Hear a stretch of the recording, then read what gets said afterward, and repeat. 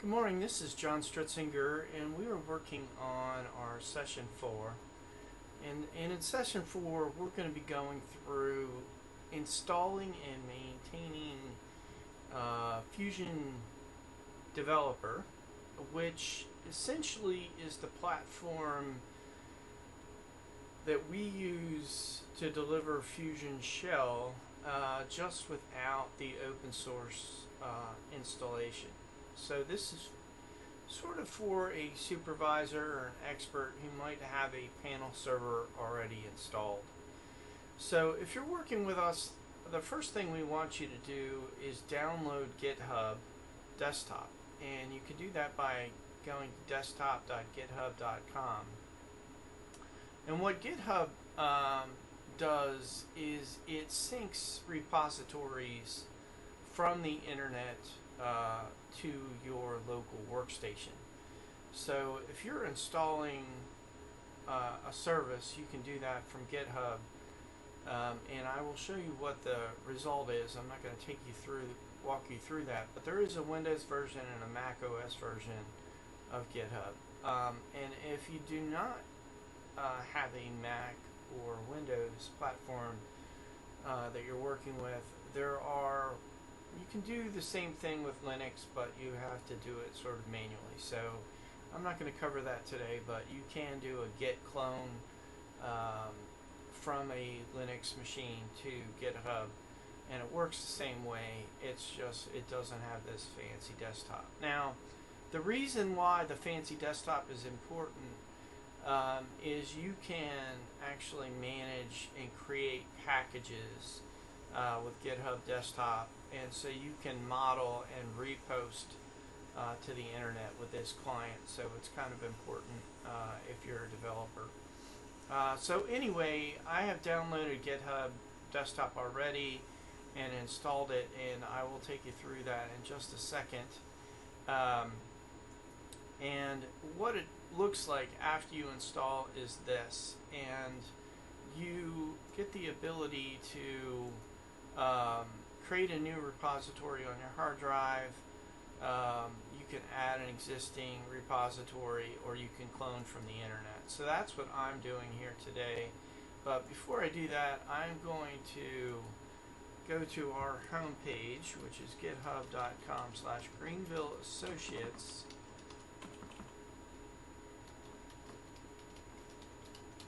And when you get to the Greenville site, we have our own homepage on GitHub.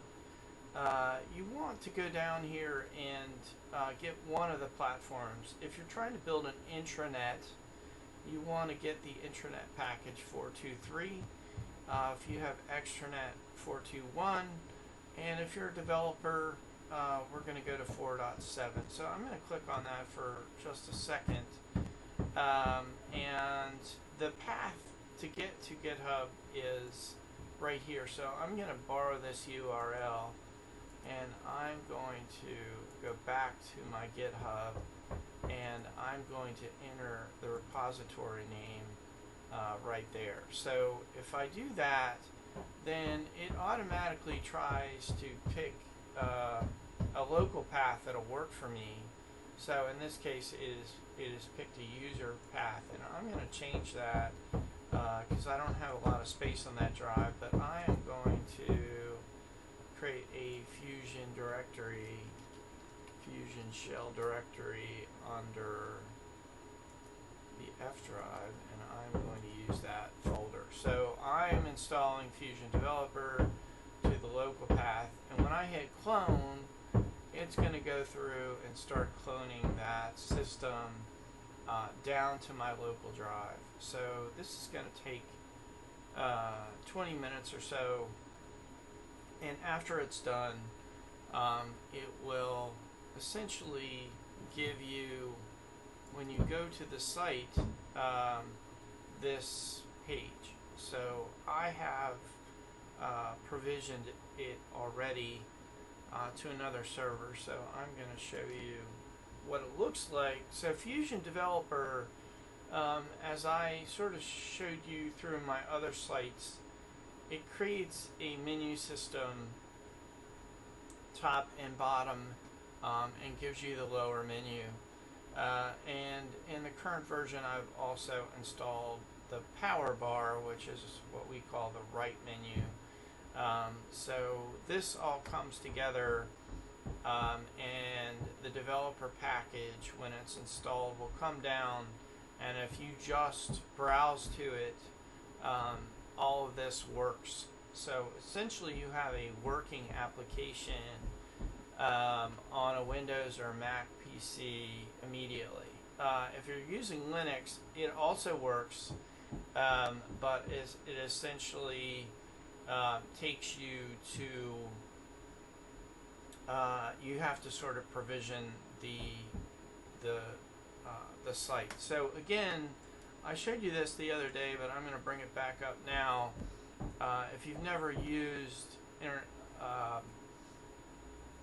IIS Manager before, all you do on a Windows server or a Windows 10 workstation is bring up IIS Manager, and then you need to provision a site. And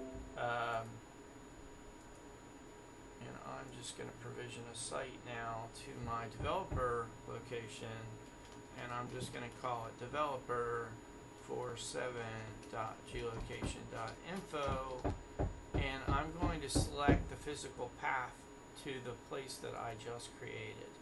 So if you go to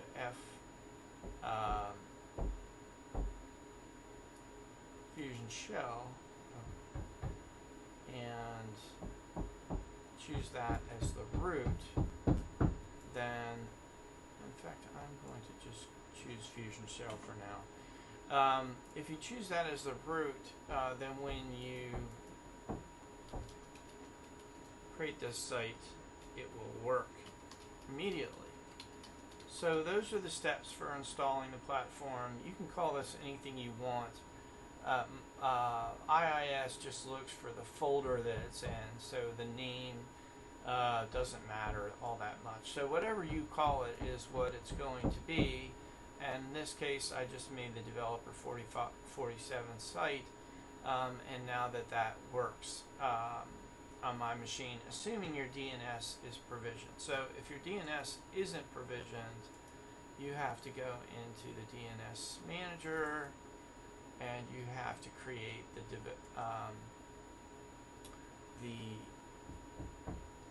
see here. I don't have DNS server on my machine here, so this is a little bit of a challenge. Let's see if we can do it on the fly. It should work. Log in as an enterprise admin, so it should allow me to connect to Chicago, which does have a DNS server. But if it doesn't, you just need to go in and create a DNS entry for developer 47. So there it goes.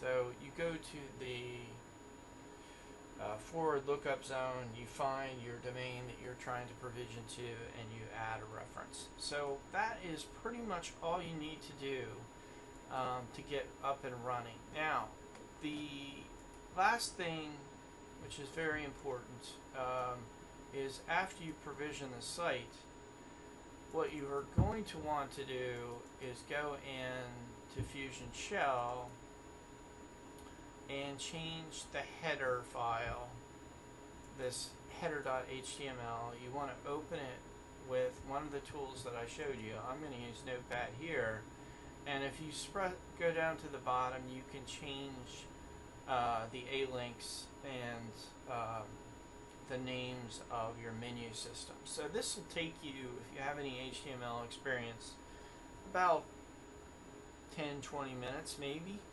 And if you go to the footer, you can update that and add your logo in just a few seconds as well. So if you go down here and you go to, where is it? It's here somewhere. I'll find it. So there it is right there, image logo. So if you change the logo to your platform or copy it to the root drive, you'll be up and running in just a few